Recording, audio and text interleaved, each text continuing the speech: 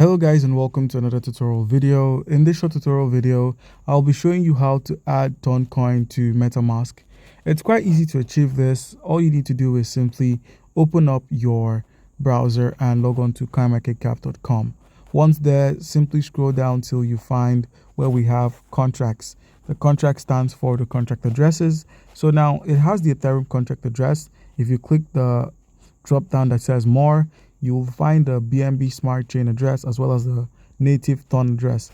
Now we're going to be copying its Ethereum address. Once this is copied, minimize and open up your MetaMask application. With MetaMask opened up, how can you add the Toncoin to this wallet?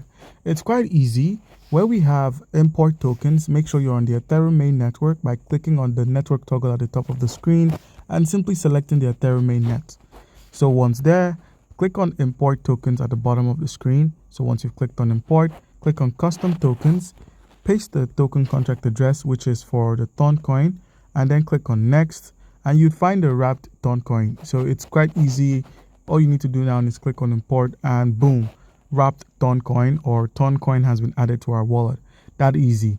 So guys, do comment down below if you have a question. Don't forget to like and subscribe. Thank you.